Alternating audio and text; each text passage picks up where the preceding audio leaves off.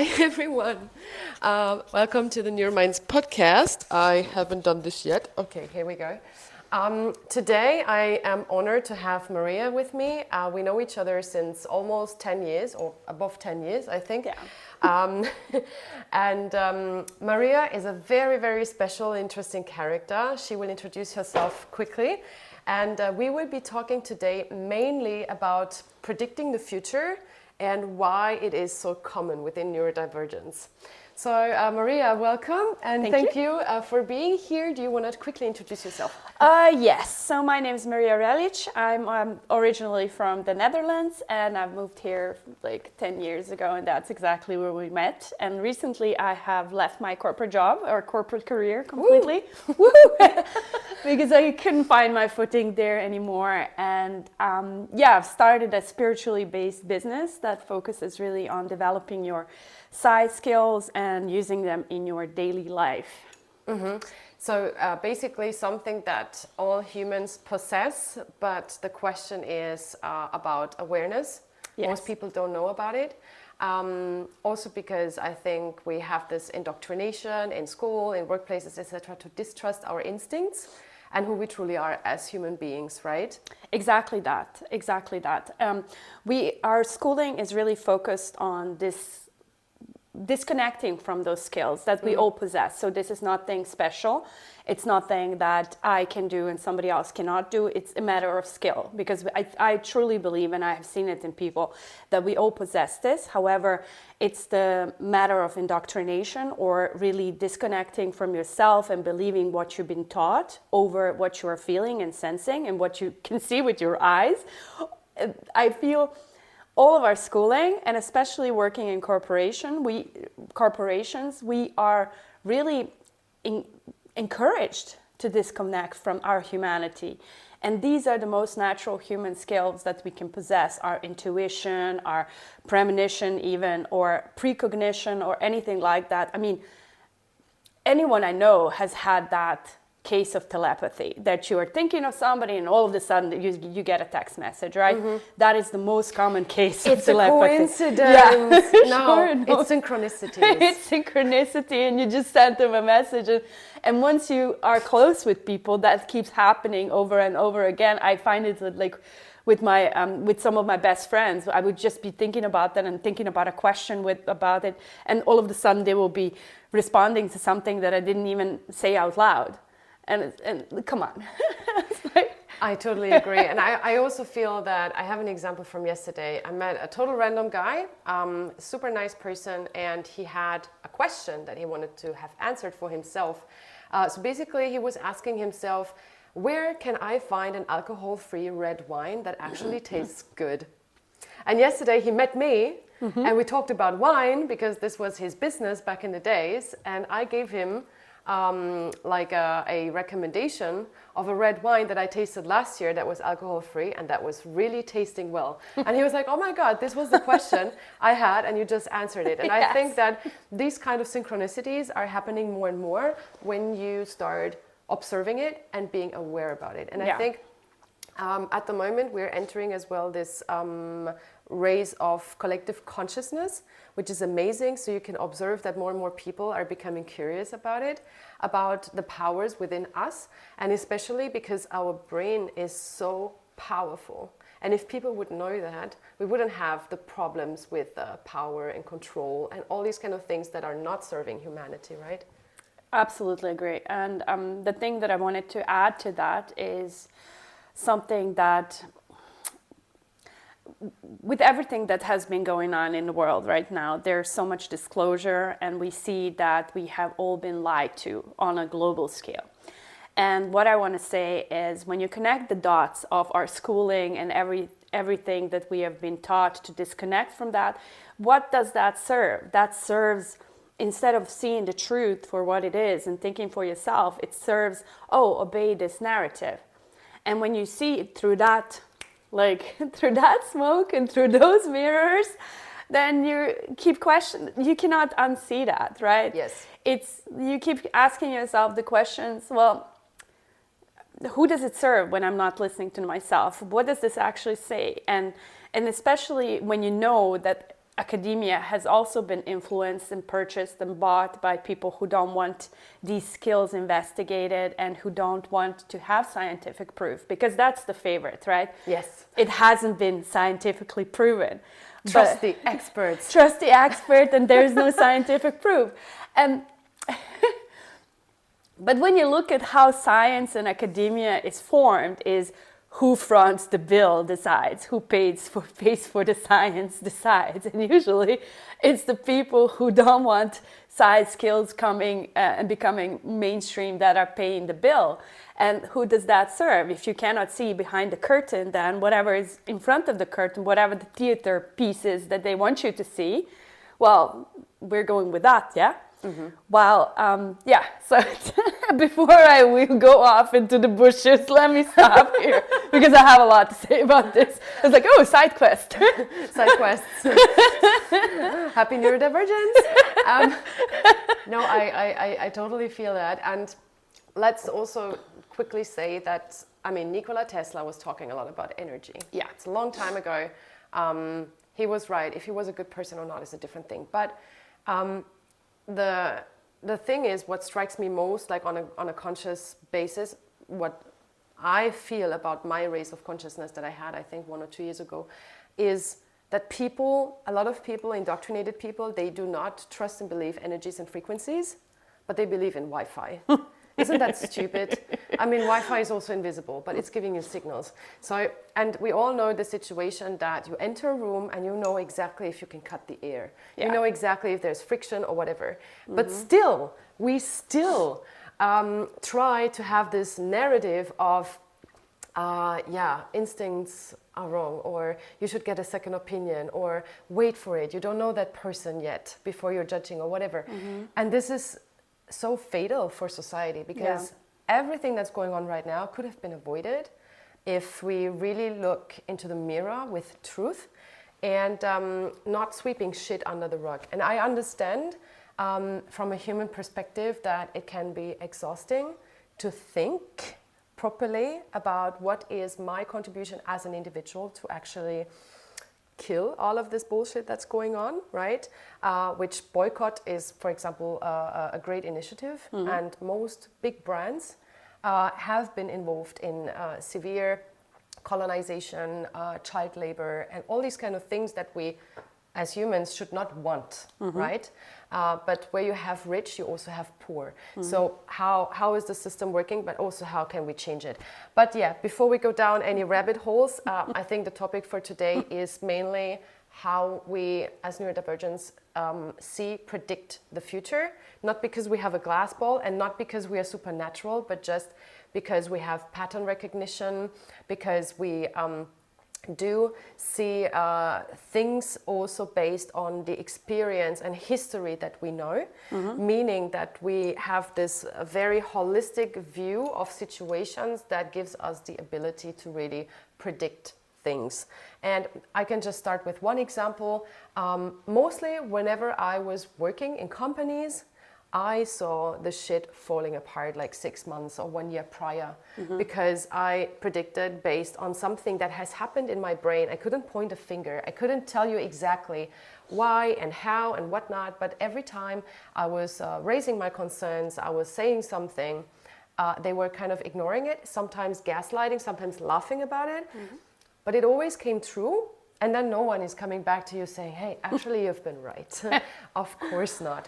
But this is something that I experienced a lot in workplaces. Do you have some other examples? I have a similar example. I think that one is very easy to spot, especially when you're working in corporations. And I have an example like that. We were working on a huge project, and you could see from the get-go that this project was not going anywhere because it was understaffed. It was people in charge who didn't know a thing about implementing systems. By the way, my background is as a HR IT implementation technology manager. So my job used to be to connect the technology with the people and with the business. So mm-hmm. My job was actually to see through everything and to be the hybrid.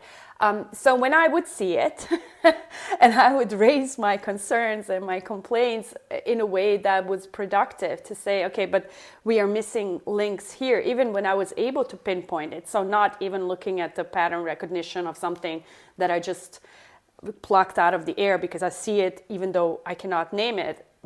But people were still not willing to go along because often when you see these things, like it's the analogy of the cave, right? Plato's cave, like you can see the shadows and people think this is the light, but when you go outside and see the actual sun and you come back to tell them, they will not appreciate that because they're not able to see what you are able to see. Yes. And honestly, I think one of the skills that we have lost in this, I don't want to blame social media or anything, but I do feel it's a big component that we have lost the skill to say, hey, I was wrong. And I did not see that properly. Ego.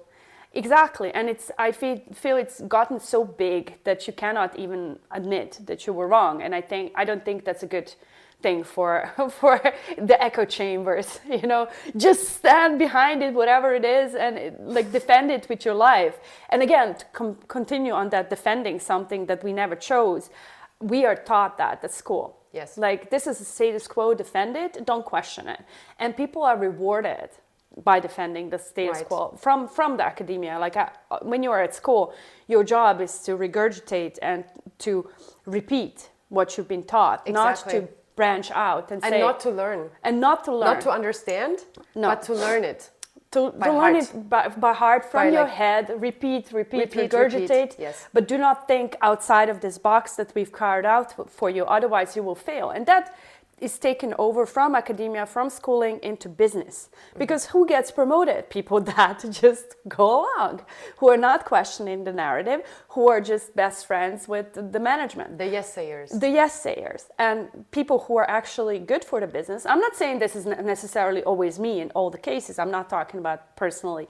But what I do see across the board, if you have somebody who is saying, but we need to flag these things. This is going to hit an iceberg, right? Oh, you're the problem, not the iceberg. Exactly. And you're the problem. Yes. And I mean, numerous examples of that. But this system is also like, I think, in other areas, such as victim shaming, for example. I see this systemic issue in many areas that we have. You can apply that to almost everything that we have, right? And I feel that the sharpening of discernment will become very, very important for us. Yes. As a human species, because we should be able to see and segregate between authenticity and bullshit. So now the problem is still that a lot of people are masking. Doesn't matter if you're neurodivergent or not. Almost everyone is masking. And the question is, how do we actually see through it, right? And for neurodivergence, this is a very natural process, I would say. But then there's this indoctrination and gaslighting, marginalization of their instincts, pattern recognition, etc., to not trust it. Yeah. Which means that a lot of neurodivergents, they know if someone's a motherfucker. They know, but they are still disbelieving themselves because this is how they learned it. In any case, they were always wrong. And when it comes to like predicting things, again, it's not a supernatural skill. It is something that is inside of us, but especially neurodivergents that are also like the canaries in a coal mine.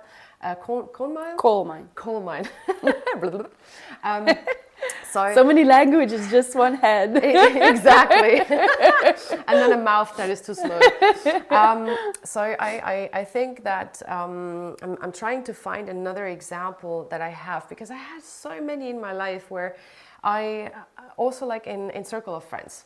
The new dude that is joining the circle and everyone loves that person. Everyone is like, oh my God, he's amazing. And you're just like, something's off with you, you just know. Yeah. And then people are hating on you because they feel that you are antisocial or that you're not a nice person towards the newbie in the group, But then a few months later, it always turned out that it was a weirdo or he has done some shady stuff and I think that where I sharpened it personally was in Monaco. So when I lived in south of France, in Monaco, you have a lot of shady people. You also have a lot of amazing people. But I think here it is very important to learn to discern, because if you are encountering a shady person, a multimillionaire or a billionaire, you might be potentially at risk. Yeah. And I want to give one example. I met a woman. She was amazing. We went out for a few drinks and stuff. Sometimes we met for dinner, you know. We haven't been like super close friends, but we liked each other, so we saw each other and stuff, and we're hanging out. And at some point, she was invited on a yacht. I was like, okay, who are you invited by? And then she was like, yeah, a dude, he's from the Gulf states and blah, blah, blah, and no. And he has a big yacht, and I should join him with friends. I'm like, with your friends or his friends? And she said, with his friends, but I will also take a friend with me. I'm already like, you know, not because of a nationality, not because of a yard, not because of whatever, but the patterns. So you're on open water, you're on a yard with dudes that you don't know. As a woman, with maybe another friend, you know, it's patterns. It's red flags all over. It's red flags all over. But most people do not connect these things because they're entire, like, different. You know, they do not put it together to create a big picture. And I just told her that she should be careful and trust her instincts if she should go or not. But I also didn't want to tell her not to go or whatever, because back in the days, I was perceived as a bitch when I was telling people to not do things because they thought that I'm going to tell them what to do. So I was trying to phrase it in a way that she can still choose, kind of, but I was wishing to be more assertive, because exactly what I thought was going to happen, that she was threatened and they wanted to rape her and stuff. And at the end of the day, back in the days, by the time I was living there were no rules basically on open water. There were no rules. So you can do whatever you want, and if you have a court case, you have almost no chances to win it. Also, despite the fact that in any case, we still have this problem of you have a perpetrator, and the perpetrator is still seen as not guilty until the case is proven, even though the data clearly states that 98% of cases that are reported by women are true, and only 2% are not, you know. So I do see that there is a fine line, and that there can also be accusations happening, etc., without any reason. But hey, I think, like, by proportion, we do have like a very strong case here. And this was something that I predicted for her, that she will have trouble on that yard, you know. She will have trouble. I knew it because I saw the patterns. And those are the kind of things where I feel, for society, instead of marginalizing and pushing neurodivergence into a corner to shut the fuck up, we should actually utilize the skills and also make it possible so everyone else can benefit from these skills and can be able to learn also from neurodivergence how to do pattern recognition. Even though it's not natural to you, I think to a certain extent you will maybe be able to put the patterns together if you're aware of it. And also being able to save yourself and save others. And I think also, like the podcast that I had yesterday, there was one very important statement, which was everything with the Epstein files, etc. as well, is our fault as a society. So it's not only to blame the perpetrators, but also us as a collective, because we let it happen and we're not standing against low morals, values and ethics. So this is something where we have to get to. But yeah, I was talking a lot, so I will hand over to you again in terms of like predicting things and seeing the future. Maybe you have some examples, some more examples from your side. Let me think about it. It's always it is like that. Like for me, it's very difficult to relate with somebody not seeing the connections. I find that, like for example, I would find that in my job when I would do a project, I could jump from A to Z in like 2 seconds. I would be like, oh yeah, this needs to be done. And then some people, like to chime in on that, what you said, maybe people can learn from us how to do this. They would just need to write it out. And then what was very helpful for me to make that connection between me predicting the future and them being able to relate to that, like to bring it back to something that is helpful to non-neurodivergent or to regular folks. It's when they would ask me questions, I can answer them. But that would be really like interviewing me. Okay, so what happens then? And then I would answer it. What happens then? Then I would give them a step. While for me, I didn't need those steps. So they also have to learn to ask these Exactly. questions, Yes. right? Because Yes. they don't understand. Exactly. And you cannot know what they don't understand. Exactly. Yes. And I've had that Makes with sense. a couple of colleagues that I used to work with that would be able to leverage what I can see. So I'm not saying everybody was bad or like nobody listened to what I was saying. That was completely not true. Obviously, I stayed for years there and I've had great relationships with people who knew how to leverage it and who would be able to see and think like, but there's so much there that I'm not able to access. Let me try to access it. So I've had people just sit with me. Okay, let me grab you for an hour. I'm going to ask you questions about this. And then I would answer and they will be, okay, now I have the big picture. Great. Now I can roll away with it. And that's the way I feel, like side quest, I feel neurodivergence is here to help level up the world in a spiritual sense, in a mental sense, in an emotional sense. We are here as the next phase in evolution. I'm really convinced of that because the world that is being how it is right now, and to chime into your Epstein story and the corruption and everything that was happening, this cannot go on.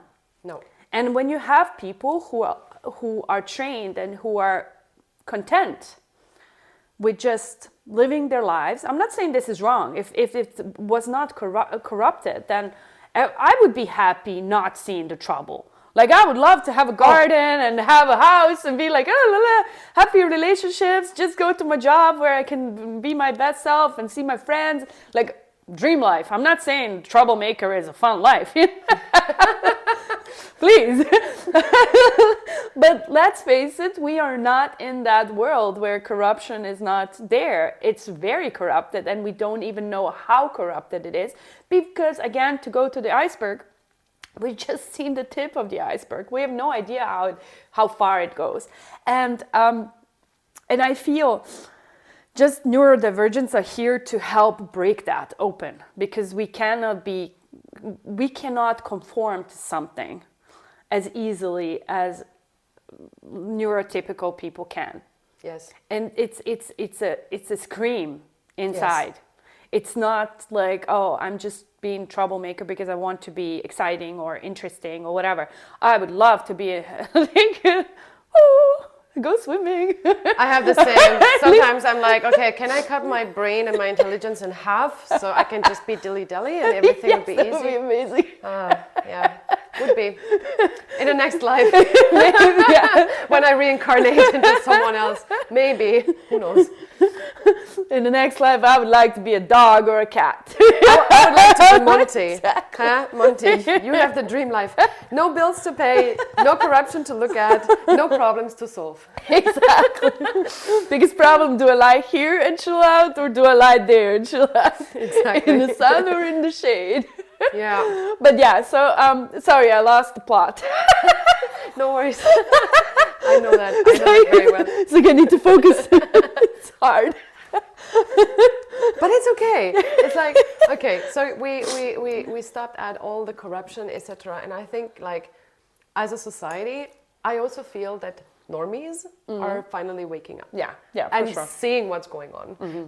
They see maybe a little bit less because they still don't connect the big picture, but it's okay. It's okay. I think, neurodivergent or not, we as a collective society as a whole have so much power and love. 100%. Yes. And also, like what you see online, the hate. I mean, you had a few examples in the past couple of days, right? Yes, there is people hating, and I think it's important also for everyone to know that if you have a hater, they're hating because they hate themselves. So I think we can meet them with empathy, but also it's not an invitation to actually take on their bullshit. So it's important to stand your ground, set boundaries, and be like, okay, this is your problem, I have my own. So, right? So I think that's important. And honestly, I also do believe that the hate can be very, very easily extinguished, like a fire, if you just come across with love. Yeah. And this is something that's really hard for many people, including myself. I feel that sometimes I just want to be angry for a situation that hasn't happened yet, which is like kind of trying to predict something in case something happens. You have an answer, you have a response, or you're prepared, let's say, which can sometimes be for neurodivergence, I think, really, really hard. But side quests. Let's go back to the topic of predicting the future. Yes, discernment. That was Discernment. Discernment. Yes, I think neurodivergents, again, by nature, have the ability to see through people's agenda. Yeah. And this is something I experience, maybe you as well.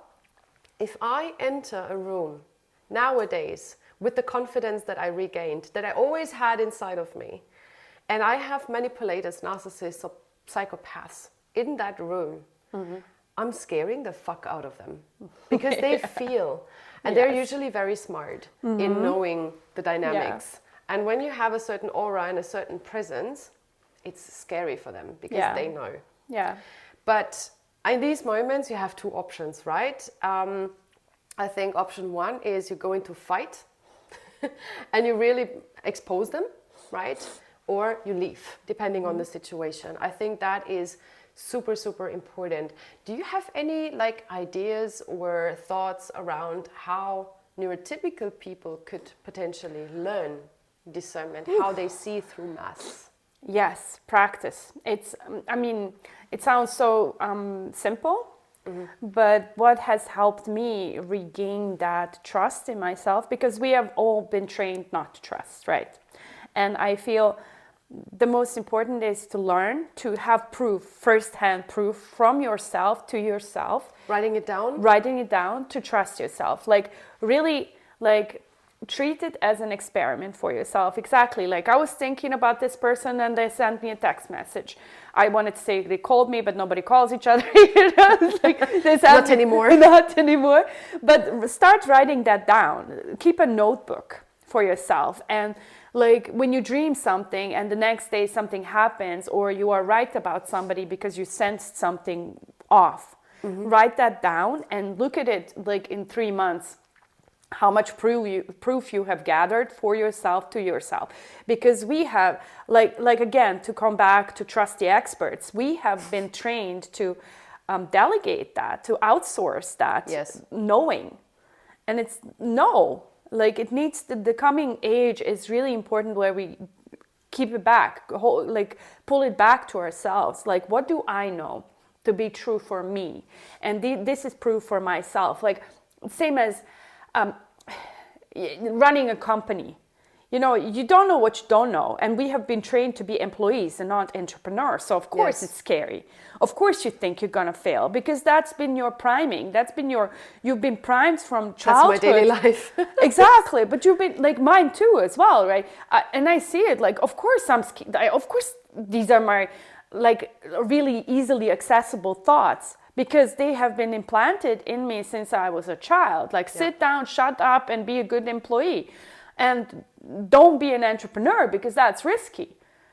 And the way I can prove to myself, but wait, is by going and doing and seeing proof for myself, because somebody else telling me stuff, that doesn't work. You have to experience it. Yes. So the same thing with discernment.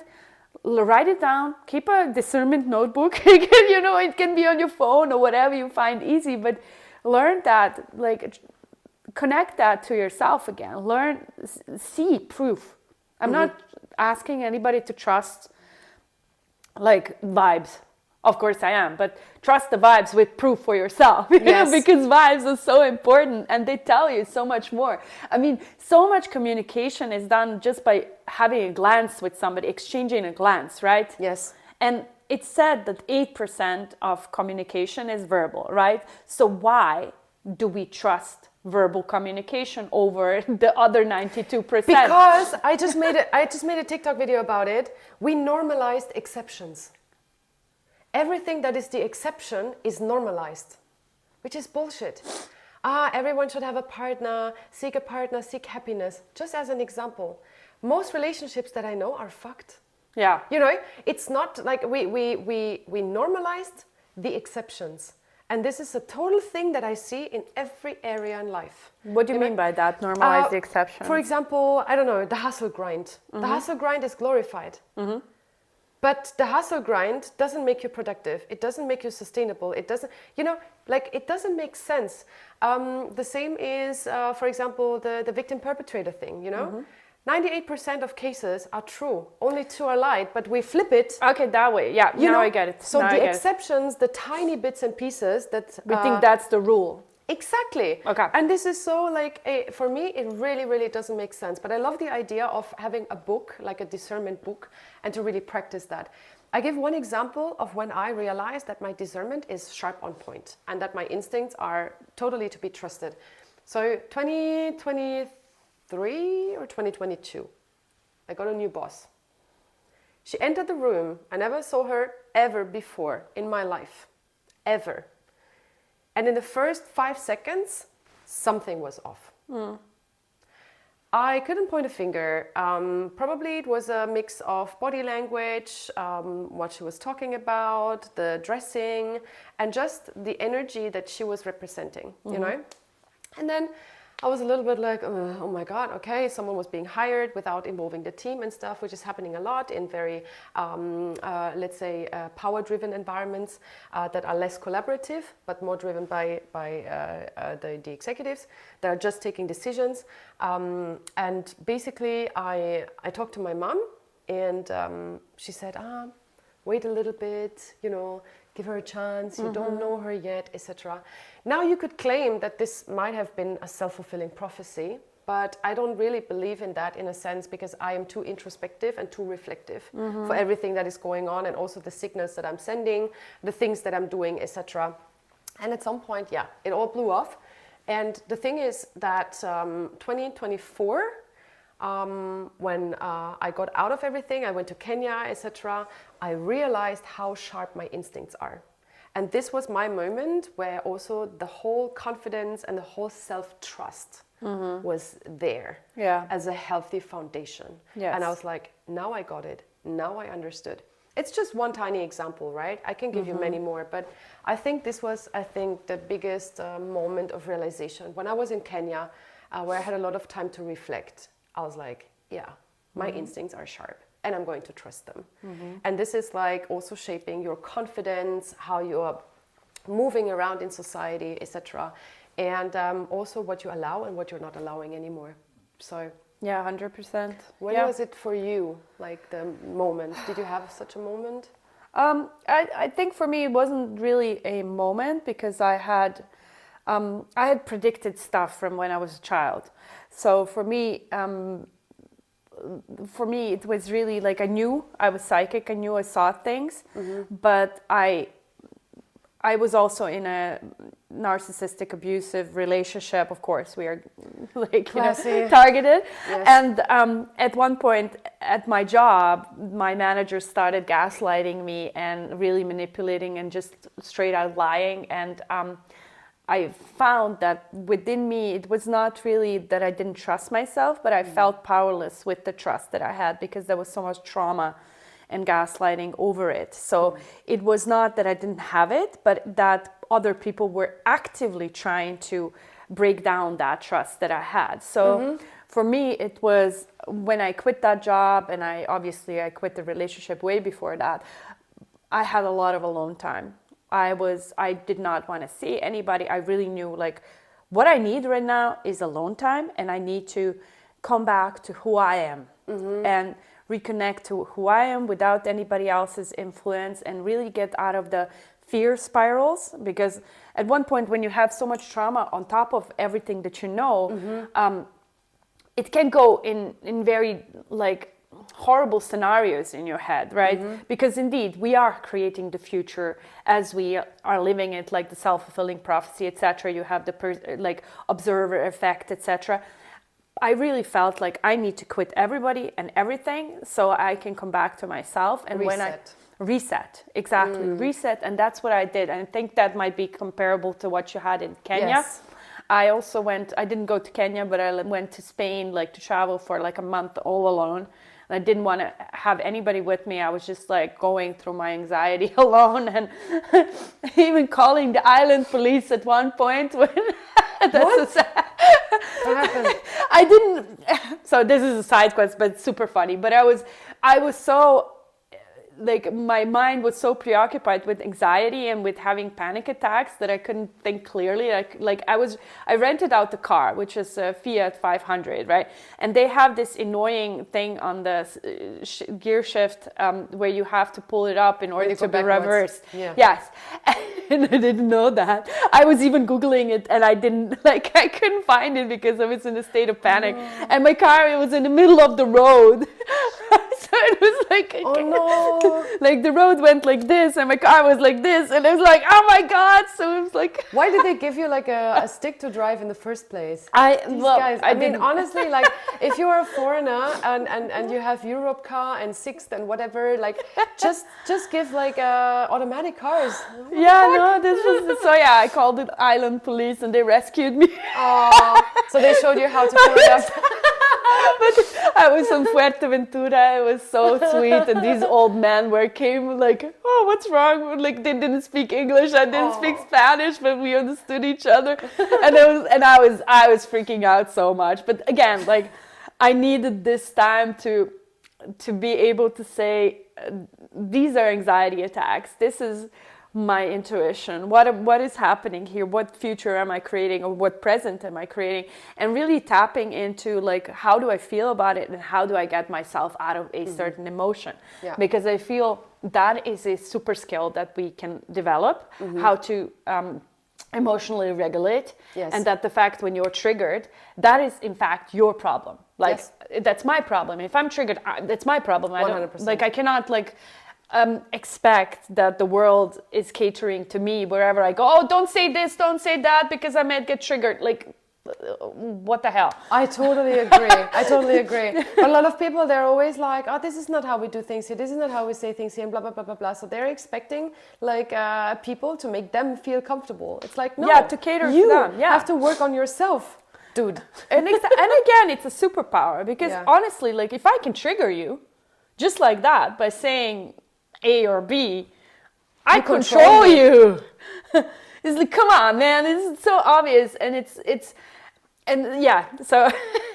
so really knowing that and learning that to navigate my nervous system, to navigate my emotions, to navigate my mental pictures, to know. And I educated myself severely on tactics of manipulation and everything, because at one point you're being gaslit so much, especially if you are in a relationship, like a romantic relationship, where you feel this person was so, you know how it goes, like it's always the same template, right? Same thing, yes. Love bombing, and then they start taking away and then feeding you crumbs, etc., until they go too far and there's no way back. By the way, this is exactly what's happening on a grand scale with the world right now. Yes. Like side quest. It's the same narcissistic world. It's a narcissistic, abusive system that we are snapping out right now because they just went too far.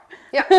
And I think also like with the whole AI thing, sorry to just jump in here, but I think I think everything they do with AI, and also like the revelations in the last couple of weeks, also with Claude, that they didn't release the second version or the next version because I would have been able to actually cut the internet worldwide and stuff. You know, I think they have gone too far. They have implemented AI and went too far too quick, because people don't buy it anymore. People are now cautious and they're careful, and people become very agitated now about AI, which I understand. It will kill a lot of jobs. But at the same time, I also see that our, let's say, capitalistic system that is based on consumption, people consuming, won't work anymore. Because if white collars don't have jobs anymore, a lot of them, what will they consume? They will not consume houses or brands or whatever. They are not consuming anymore. So I also see a trend that we might get back to, let's say, community work, back to tribes, because how will you manage so many people? You know, it would be impossible. But that was a side quest. However, I think, this narcissistic abuse and gaslighting and stuff is something that we finally talk more and more about, because I think you first need to understand the dynamic and the template before you can actually make up your mind and think about, oh shit, this and this happened, and actually, I've been gaslit. Yeah. So my reality was something that I started questioning because a person was totally denying my experience, and also on top of that, doing like a lot of manipulative stuff. I think neurodivergents are very prone to have narcissists in their life because, unfortunately, in the beginning, it looks like exactly the same. The love bombing is something neurodivergents do and narcissists. The problem is the intention is very different. Yeah, and what happens after that, right? Exactly. Yeah. And it goes worse into a vicious cycle, etc. And a lot of women, especially here on the Gold Coast, I've seen that dynamic so many times that they have absolute narcissistic, toxic partners, but they're unable to leave. They stay 10 years, 15 years, 20 years. And I'm like, what the fuck? And I also would hope and encourage like everyone to just get out of that. And I'm not saying this is only women, it's also men that have narcissistic abusive female partners, and also you have gay narcissistic abusive relationships. It's everywhere. But I feel that when we talk more and more about it, we can actually break the pattern and be like, hey, my discernment is sharp. Yeah. This person is maybe not a go-to person.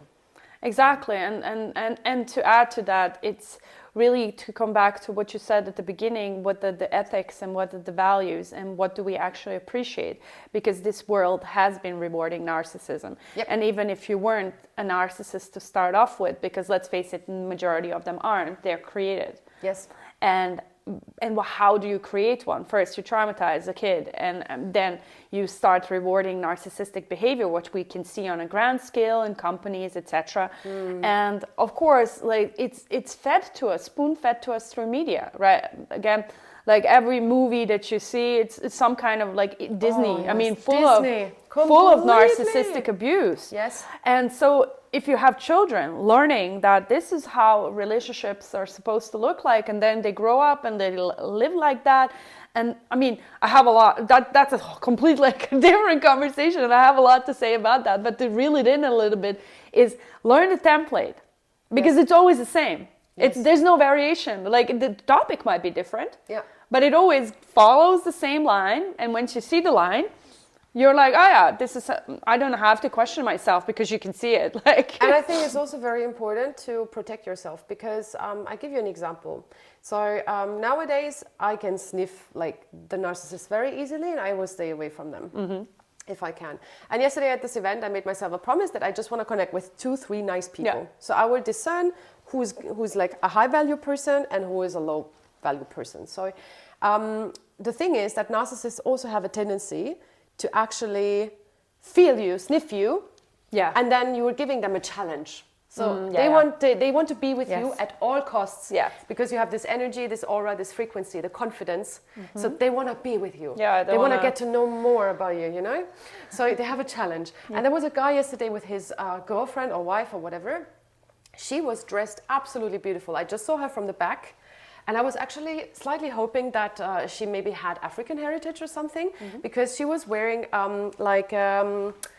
Congolese women. They have this long, colorful like robes, you know, and she was wearing something like that with a hat thingy. But I just saw her from the back, right? With a dude that was wearing a suit and stuff, and I was like, interesting. So then she turned around and she was just like a white girl that was arrogant, and I was like, oh, okay, interesting. And this guy was highly narcissistic, and you could see that she was on a constant basis insecure with him. So she was very bitchy, she was very like arrogant and stuff, where I was like, okay, she's lacking confidence, probably because of him. And then I saw the dynamic, how they interacted with each other. Again, this is not a judgment, this is an observation. And basically he was looking at me all the time.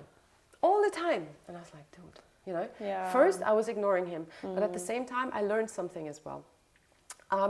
Sometimes you have to, unfortunately, kill them with their own weapons. So what I did is I saw it from the side eye that he was staring at me all the time. And at some point what I did was, and I just stared at him. And I think he got terrified, slightly. And after like 10 seconds, which is a long eye stare, 10 seconds is really long. You don't know a person. He was looking away and he was ignoring me for the whole night. I was like, game one. Because it's also like a bad energy for me if someone's staring at me all the time. So I think we can sometimes use our psychopath behavior to just like point it back, you know, and be like, no, no, no. Because if someone wants to like get to you and snatch you at all costs, I mean, how do you protect yourself? I could have left, but unfortunately, I really wanted to network with the nice people. Yes, so I wanted exactly. to stay. So that was my way of Yeah, of course, you didn't navigating let, this. you didn't let yourself be bullied away by somebody. Like, No, hell no. exactly. No. People didn't see what I did. So basically, I was looking into that direction, but I should have done it like this. So if the guy is looking at me from that direction, I did this. And I just kept staring without like putting any mimic, any like thing that you can read on my face. So that's what I did, and I think it really terrified him. Great. But yeah, so to come back to it, discernment, I think there's also, to kind of build on to that, what I just remembered is we are often like, we are taught not to judge. Like what you said, I'm not judging. Like, I am judging. We're humans. I'm claiming that word back. Like, that's protection. I need to know who you are. And that's, again, discernment is very close to judgment. But who does non-judging serve? Often it serves the perpetrator, the narcissist, because you are basically saying, I'm disabling all of these red flags that are just like lighting up everywhere because this book taught me not to judge. And like, again, to come back, like, I feel reclaiming ourselves in so many ways is really tapping into what does my aura say about this, to keep it in a woo-woo sense. Like, what does my heart say? What does my gut say? And what does my brain say? And to know that your brain is actually the dumbest brain that out of the three, right? You have your gut brain, which is the sharpest, smartest. Yes. And then you have your heart brain, and then you have your brain, like your head brain, which is the easiest to fool, because we have been taught to train this brain to like rely on this brain. And what does this brain do? It sees A, B, rationalization of behavior that is not okay, because on paper, it looks first. Okay. Body comes first. And that's how narcissists or false agendas, false narratives, horrible bosses, how they all get a foothold on all of us, because we've been taught, but on paper, it looks fine. I don't care about papers anymore, seriously. Exactly. And also what you said earlier, like not trusting the experts. I mean, I have to say though, I think research and development is important, but the question is, who are you serving it with? Yeah. And I give you an example. I'm getting asked on a constant basis if I want to be awarded here, if I want to have an award there, and we're having this award and stuff. I don't care about this. And I also don't care about Forbes 30 under 30 and whatever, because who is behind it? Yeah. So people have to start asking questions. Who is behind it? Who is asking the questions? What are the criteria? Yeah. And who is pulling the strings? And who's paying for it? Yeah. Exactly. And whether you can pay to actually enter it, because Forbes, like, you just pay $7,000 and then you're in Forbes. Exactly. What does it mean? At the end of the day, it all tells us that there's so much fake out there, and I think it's very important. Like, research and development is important, but that's also like with Neurominds, for example. Once our community is bigger, I really want to do research and development on our side. Very simple, very basic, but covering like very important questions, and then drawing our own conclusions from the community itself. Because sometimes what you as well have, and I'm not saying that this is applicable to everyone, but sometimes what you have in academia, research, for example, is, as you said earlier, sometimes it's really who is paying for it, who has the money, and they can also create the narrative. So we have to be very careful. And also what I see is that research is very siloed. So you have the different disciplines like psychology, neuroscience, social anthropology, etc. And they do their own thing, but they rarely go together or work together, which is very hard, because you need to have holistic understandings of everything that is going on, which makes it incredibly complex. But the complexity is actually what we need to have a full understanding.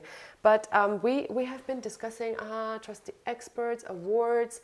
Yes, I think that a lot of things are being revealed as fake now. I think people see it, people feel it, and it's very daunting, because again, it's all of our fault that we haven't been taking action early enough as a collective society, and we have to actually start with really making up our minds on how we live, what we consume, how we sustain our lives, what kind of friends, what values we carry, etc. And I would say the majority of people, they don't want to be assholes. They don't want to be. If you're born as a human being, I truly believe that you are love, but then you are being trained for whatever narrative or group you fit, you know, or you should play the role, let's say. Also, like, for example, racism. A kid never has racism by nature. It doesn't exist. But if you're teaching it racism, it will become racist, you know, because it's internalized. And we all have internalized narratives and wounds and traumas, etc. We all have that. So the question is, how can we as a collective heal as well, to be able to trust our instincts, to have discernment, and to not let, let's say, the evil continue what they do, right? Exactly. And I really feel that having a diet, so to speak, like media diet and the narrative diet, and really maybe even friends, or like really reassessing everything. Yes. One by one. It doesn't have to like happen and all in one go. I mean, there's layers, and there's phases and layers to things. Neurodivergents, right? they love sharp cuts. I mean, I love a sharp cut. Me too. Let's burn it down and just build it from scratch. I'm trying to speak like not for myself. Like for me, it's like it was a sharp cut. Like I decided I quit my job. I quit all of my friends. It was like just me. Yes. I almost quit my apartment and my country. Everything at once. I understand. Yeah, I love a sharp cut. But like for a regular person, let's say like a normie, let's say you just pick a topic and go with this topic. Like let's say like, because it gets too much. For a normal, like just imagine you are a person who has a full-time job, like 40, on paper 42 hours a week, which basically means 60 hours a week working. Then you have a child to take care of. Maybe you have a partner at home. Then you also have to take care of yourself, like have like sleep and eat and maybe exercise or whatever. When do you do these all these things? Anyway, of course. But so you have no time to actually go down rabbit holes, and you have no time to connect the dots and see like, but I've gotten this from this source and I've gotten that from that source, and these do not compute. We can do that. Diversifying sources is so important. Also for the audience listening. Don't trust just one source. No, especially not mainstream media. Exactly. I think diversify the different narratives. Yeah. Diversify, and make your own conclusions. Exactly. And connect. Again, not everybody is a history buff. The only reason why I think like I can see through a lot of this is because I loved history growing up. Like I was a history buff. I knew everything about everything. So it's very easy to see the trends when you know stuff from the past, even though half of it has been like and then you see fabricated. What's repeating and you can see what's repeating. So, but not everybody likes that. It's not everybody's jam. But what I do want to say, it's uncomfortable, exactly. But what I do like have as an advice for a normie or even for like a maybe neurodivergent person is just diversify sources, see the connection, like see the inconsistencies, and don't think you're the problem. Yes. When you're seeing the inconsistencies, because that again, we want to be a good person. We don't want to cause trouble. Exactly. So the natural inclination for a lot of people, especially women, is thinking you're the problem. Yes. Like no, if you're there telling you this is green and you're seeing red, it's a lie. It's okay to say no, it's red. Absolutely. It's not green, even though you can just say it's green. Yeah. And I think we need to train that a lot more, because we have been taught to really like so many psychological experiments with that, right? That people are in a room, like from certain agencies that have been like testing and experimenting on humans. Like there was an experiment, I think in the 70s, but don't pin me down on this. I've forgotten like the parameters of it. But the essence of the experiment was there were like 30 people in a room, and it was operated by the CIA. And one person who was actually the target of the experiment, he was the experiment, and he thought he was there for a job. And there was like a triangle on a paper, and every single person was like, oh no, it's a circle. it's a circle. It's a circle. And he was like at the end looking at the triangle, and I was like, so he was gaslit, and he was like, what the fuck? Yeah. And he was like, it's a circle. And you have so many of these experiments. I don't know, but you know the elevator experiment. Like, people are stepping into the elevator and everybody is like turned around to the other side. Yeah. And at first the person is like looking at like what is going on. Why is everybody looking to the wall? Yeah. And then people keep getting onto the elevator and facing the wall. And he's just like, okay, let me face the wall. It's compliance. It's compliance. Conformity. That's what the Yes. experiments are. Even like you stop trusting your eyes, and that has been done on a global scale on all of us. And just starting to trust yourself that you are seeing. You don't have to tell anybody, by the way. If that makes you safer to say, but I'm seeing A and they're telling me B. Just write it down in your discernment book. Exactly. You don't have to tell anybody. Yeah, because it's getting you trouble. You can get, I mean, until you're trouble. safe, because that's, again, like safety is a very important, it's a like 100%. it's number one priority. And just testing this out, like, you don't have to say that to anybody. Mm-hmm. And I think that's one of the most important things that we need to remember. You can do these things alone. And because, I don't know, somehow I feel everything in our society is like, you have to tell everybody what you're thinking. No. You have to tell everybody. No, it's like, no. Do it for yourself. And you also don't have to over-explain yourself. No. I think that's very important. I think it is important, though, to a certain extent that we educate society and that we point out if someone is doing something that is not right. Yeah. But if the environment is not safe at all, it's better to just shut the fuck up. Yeah. But I also think that if you have like a conclusion or whatever, I think, you can maybe talk about it in, I don't know, in TikTok videos, Instagram or whatever. You don't have to tell it that person per se, but I think it has an impact more as soon as like more and more people will learn about it, you know, the situations that you have on a daily basis, for example, to just give examples so people can connect with the examples and be like, oh yeah, I had a similar situation last week or whatever. And be like, okay. So, yeah, I agree.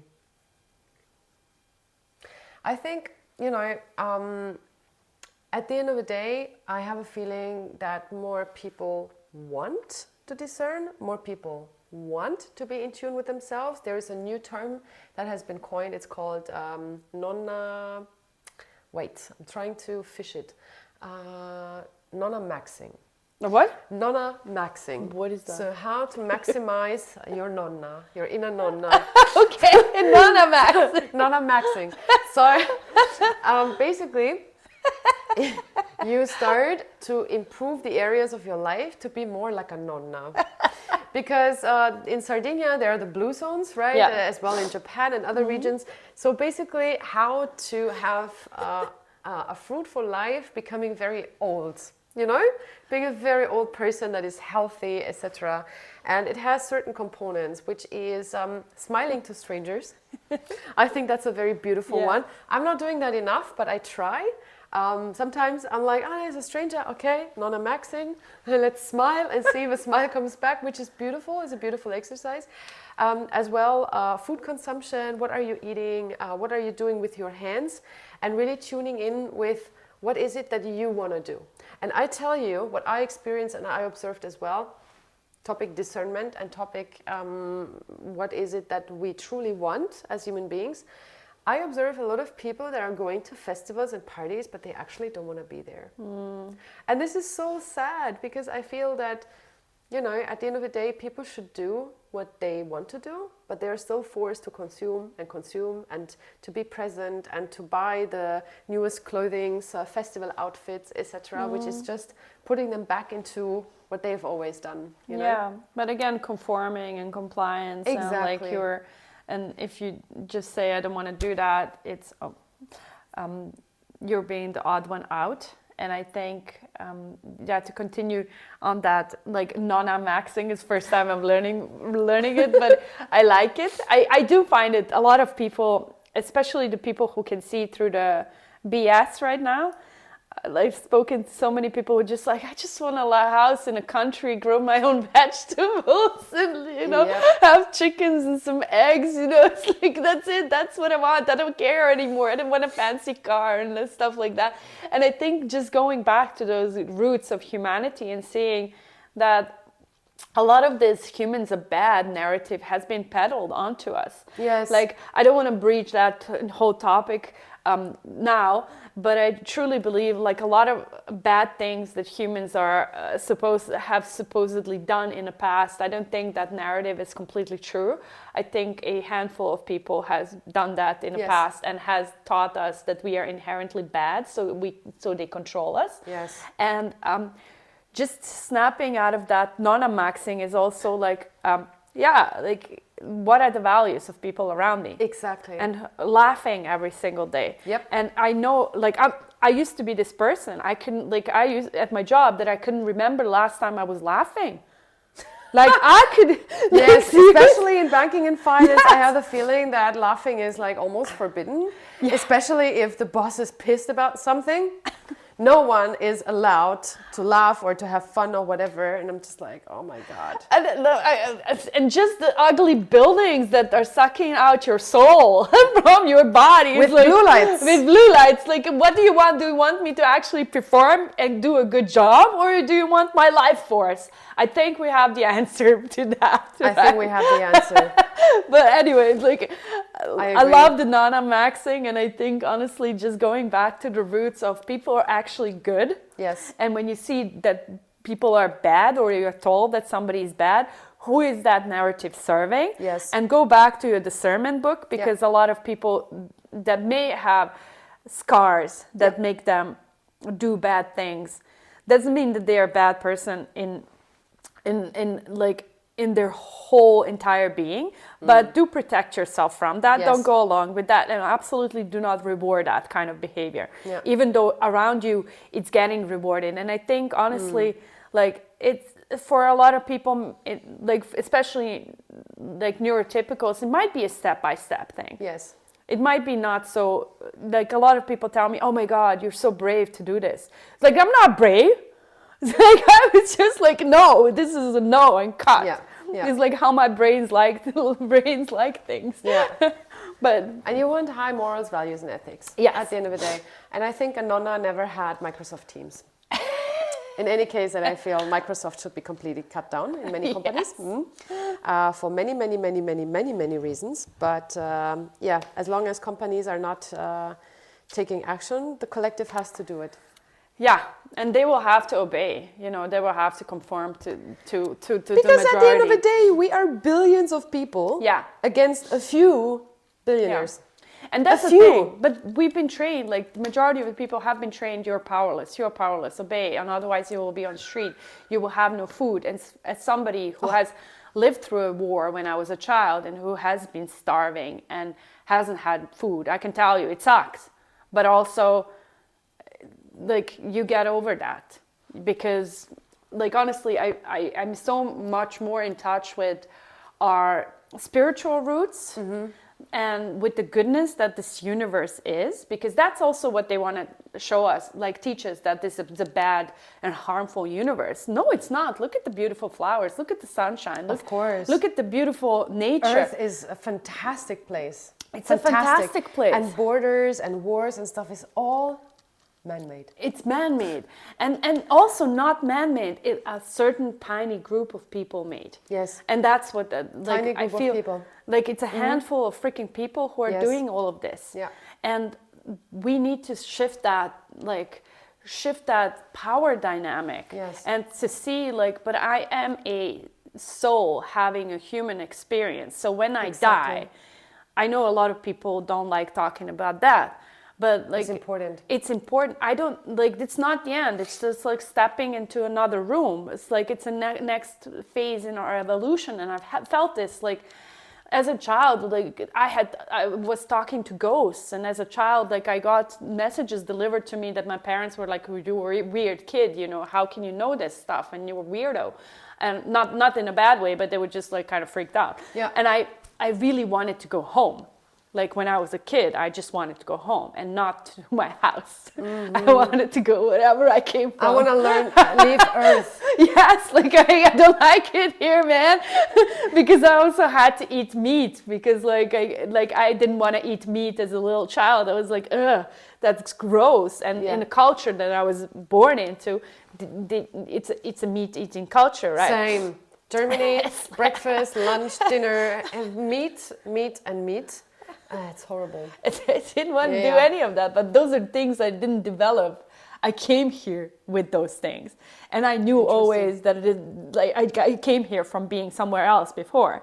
So when I die, I'm going somewhere else, not here, but still here. Absolutely. So this is like a knowing that I know this. Like when I was 5 years old, because I at that time I was living in ex-Yugoslavia, and when I was 5 years old, I saw a picture of my mom, and it was something highly unrelated to it. And just seeing this picture, I got a message, war, was coming. And then war started 7 years later. It didn't start tomorrow, but I didn't know it.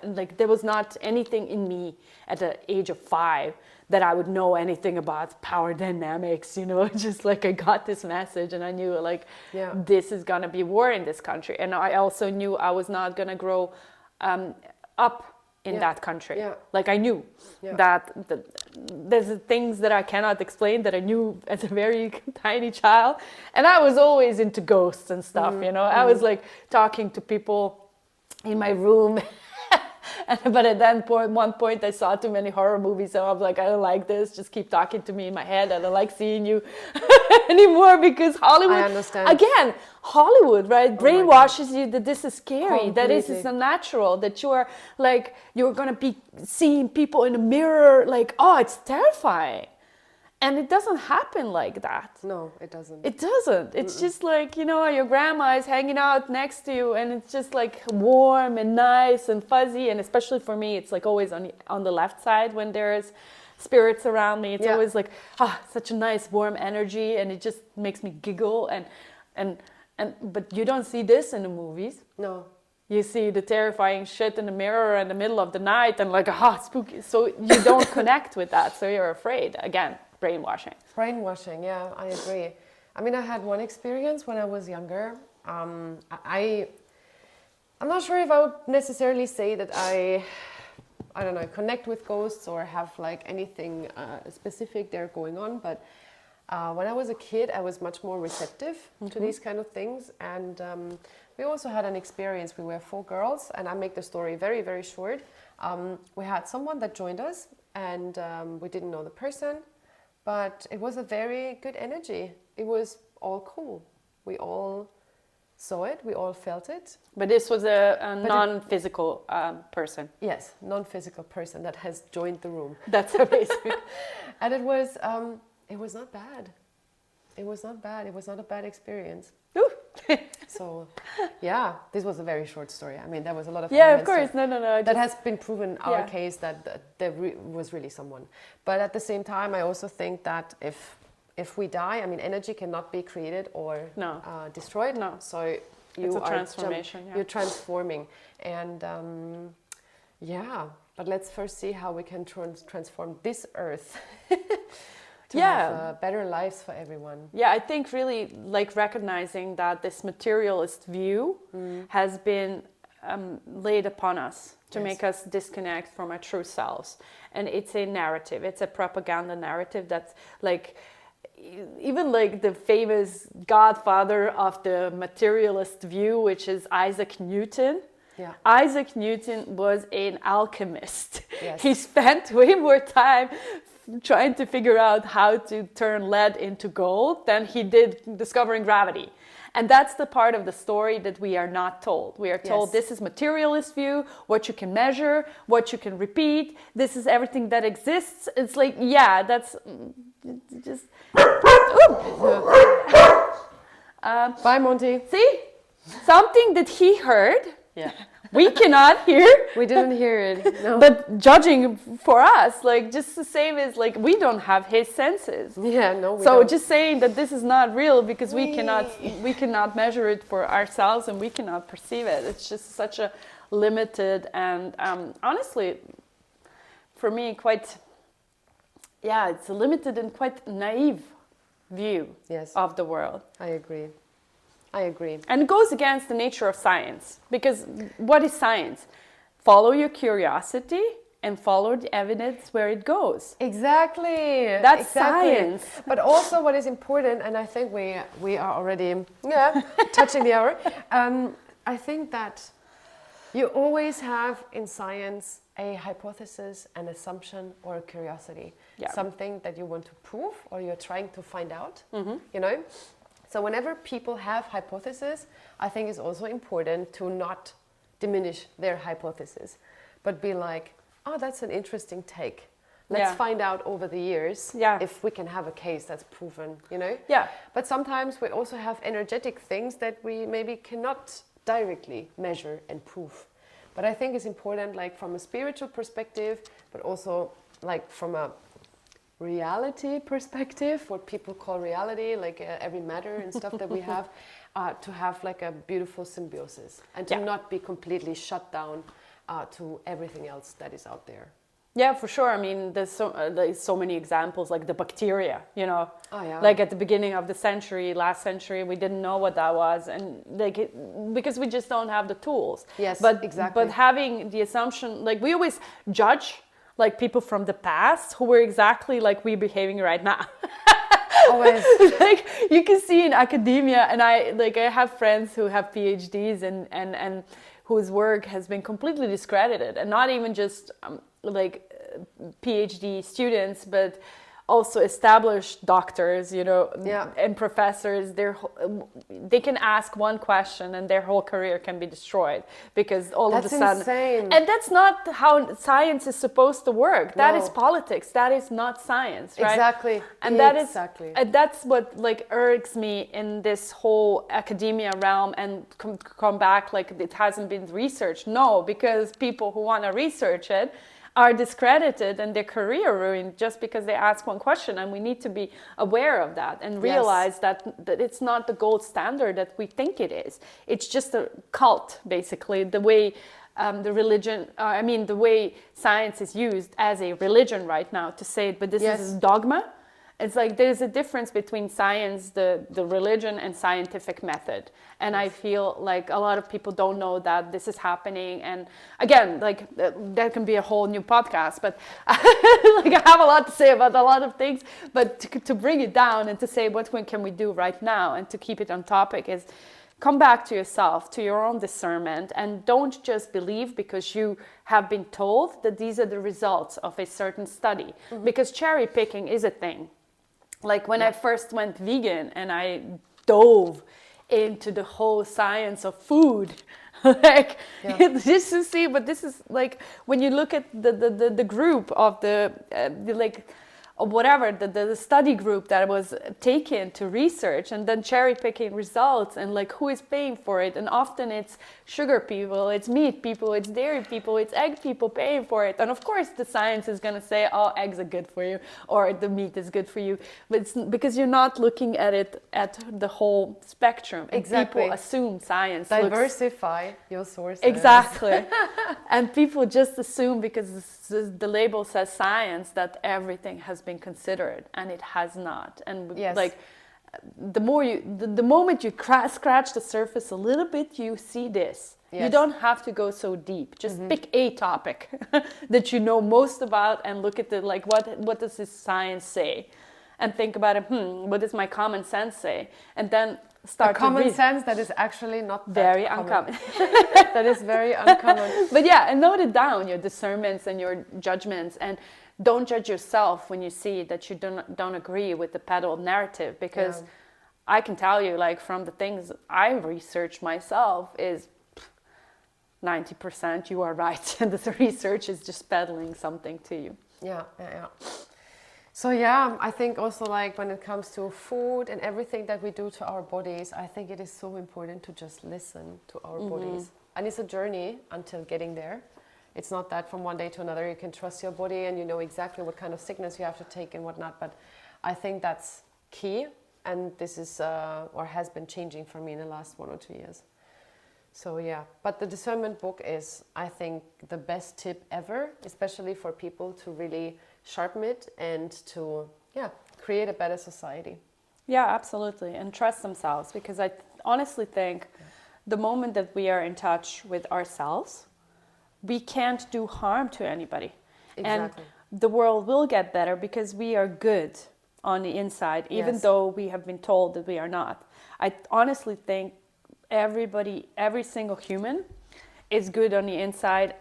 And like when you look at the stats, even though they're problematic ones, they should still be the 5% or something like that. Yeah. And not 95%. No. And we, again, to come back what you said, the exception has been normalized. We think that's the norm. Yes. And it's not the norm, that's the exception. And when we start connecting again with our souls, with our hearts, with our goodness, because I think the good and bad, like that's a whole thing for everybody in society, because we just assume that we are sinners. Yes. Obviously, we've been taught that. Of course. But yeah, connect with your discernment and see like how many times am I right. And to keep it safe, you don't have to tell that to anybody. You can just keep it to yourself. Absolutely. Oh, thank you so much, Maria. Thank you. It was really, really good talking about it. I think we're not talking about it enough, and we should be open to topics that we cannot immediately grasp or put on paper and be like, there's the proof. So thank you very much for sharing all of that. Absolutely, and It was thank a you pleasure for to having have me. you. Thank you.